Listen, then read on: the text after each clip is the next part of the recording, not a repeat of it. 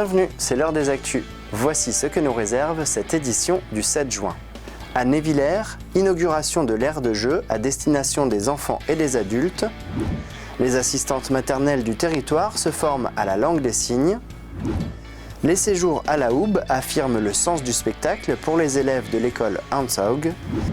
Et enfin, on passera dans les allées du Salon du Bien-être. Mais tout de suite, le village de Névillers a inauguré son aire de loisirs dont l'idée avait été lancée il y a 2 ans et le projet a bien évolué. Voici le résultat. Névillers s'équipe d'un espace de jeu. L'inauguration, ce dimanche 2 juin, est l'aboutissement du travail démarré par les enfants du conseil municipal. Ils avaient proposé des aménagements extérieurs dans le village pour avoir un lieu de rencontre et ils ont participé à la réflexion autour du projet.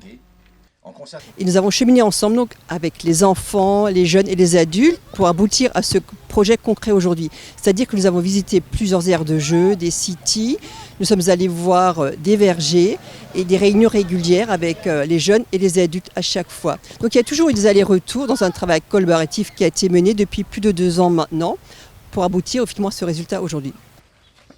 Et ce programme s'est réalisé ici même, sur une partie de l'ancien terrain de foot. Le village de Névillers dispose à présent d'un city-stade et, ce qui n'était pas prévu au départ, de jeux pour enfants avec balançoires et autres toboggans, d'un parking à vélo, mais aussi d'un terrain de pétanque, de tables et de bancs. Mais à un certain moment, en échangeant avec l'ensemble des responsables locaux, avec les habitants, avec l'association Kirchetnipper qui a été fondée pour justement faire des animations tout azimut tout au long de l'année, nous avons souhaité faire évoluer le projet vers un lieu de rencontre intergénérationnelle, autant pour les tout-petits, autant pour les jeunes, autant pour les adultes. Et nous avons tout de suite essayé de rajouter un peu cette touche nature, environnementale, bois, etc. Les travaux ont été réalisés par des entreprises locales, sauf une qui est allemande. L'entreprise Seibel qui a installé les agrès pour les enfants, avec bien sûr du bois local d'Alsace, mais l'entreprise a également été choisie avec son projet social fort, car il travaille avec des emplois qui sont confiés à des travailleurs handicapés en insertion. L'association du village a souhaité contribuer financièrement. Le montant total de l'investissement s'élève à plus de 140 000 €. J'ai l'honneur de remettre un chèque à la ville de Reichshofen à la hauteur de 4 000 € pour certains mobiliers qui sont déjà en place. Voilà, merci. Et donc, prenez le ruban. Et voilà.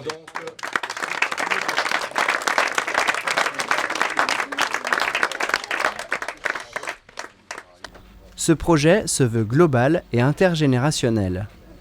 C'est aussi pour ça qu'il y a un terrain de pétanque, parce que je pense qu'il n'y a pas lieu de séparer les générations en faisant le pari que si les adultes sont là, on peut rencontrer les plus jeunes, on peut en discuter, on peut s'entretenir et c'est possible de transmettre ce lien intergénérationnel et de vivre les choses ensemble. Des générations d'enfants vont se succéder sur ces équipements et ils ont déjà pris possession des lieux.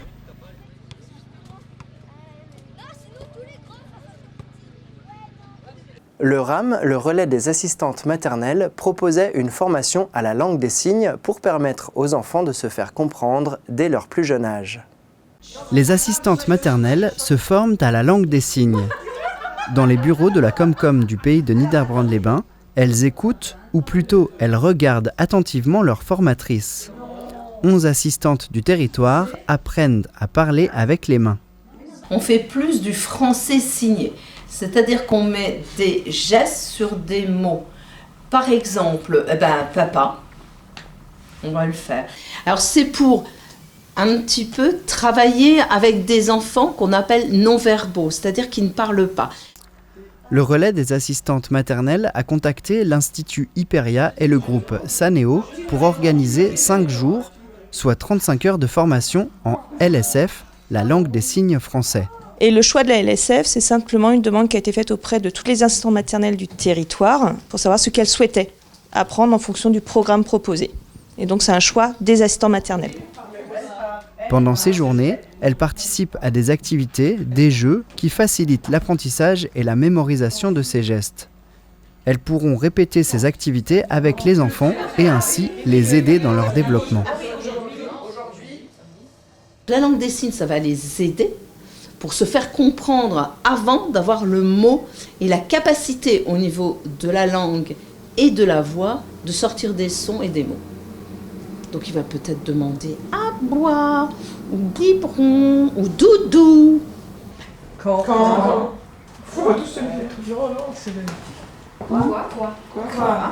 Enfin. En langage des signes, il faut aussi associer l'expression du visage au geste. Ces quelques séances leur permettent d'utiliser ce moyen de communication au quotidien. Et on reverra les assistantes maternelles dans un prochain reportage avec un atelier rigologie. Rassemblement de motards à la salle des fêtes de Gumbrechtshofen. Ce samedi 1er juin, suite à l'opération menée les 28 et 29 avril, les membres de l'association Une Rose, un Espoir, secteur des Trois-Vallées, se sont retrouvés pour la remise du chèque en présence des élus locaux. Grâce à la vente des roses lors du week-end, les motards ont collecté au total 37 755 €. Lors de l'après-midi, l'association a aussi tenu à remercier tous les participants ainsi que les membres de l'EHPAD Marzolf de Reichshofen. Ils ont participé à l'opération eux aussi en vendant des roses pour la bonne cause. Les élèves de l'école Hansog de Niederbronn ont pu montrer à leurs parents ce qu'ils avaient préparé lors d'un séjour à la Hoube.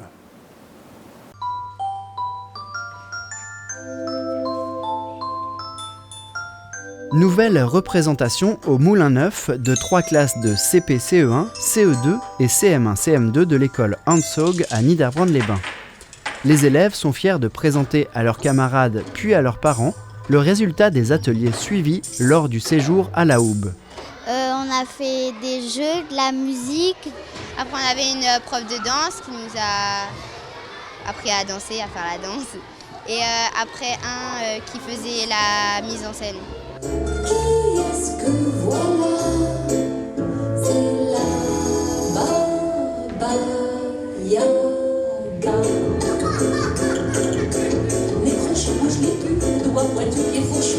L'association des œuvres scolaires des circonscriptions de Haguenau Nord et Sud de la Hoube a l'habitude de recevoir les écoliers de la région depuis des années. Bien souvent, ces premiers temps longs sans les parents laissent de beaux souvenirs marquants. Les enfants s'initient à l'art du spectacle. Il faut connaître son texte, il faut pouvoir... après, il faut savoir où on doit aller, quand on doit parler. Et surtout que il y a tout qui est en allemand, sauf une phrase. Der stärkste im ganzen Land, da sind Sie, Meister Wolf. Incontestablement et sans aucun doute, c'est absolument certain. Durant une semaine, début mars, chaque classe prépare un conte mêlant allemand et français. Le loup et les 7 chevreaux ouvrent la représentation. C'est l'histoire d'un loup et de 7 chevreaux. En fait, la maman, elle part faire des commissions. En fait, le loup, il va venir à plusieurs reprises pour essayer de manger les 7 chevreaux. Je suis la grosse Kreider. Bonjour monsieur, je ne parle pas allemand. Je suis nouvelle dans la région. Que voulez-vous? Kreider! Fraß es auf und machte damit seine Stimme fein. Et après, elle revient et elle découvre que ses chevreaux ils sont mangés. Et du coup, elle va couper le ventre du loup et donc sauver ses petits. Et après, voilà. Le spectacle continue avec les contes Ich bin der Stärke et enfin Hansel und Gretel. Sur scène, ils espèrent avoir donné envie à d'autres de vivre les mêmes expériences en participant à une classe musicale de la Maison des Alisiers à la Hoube.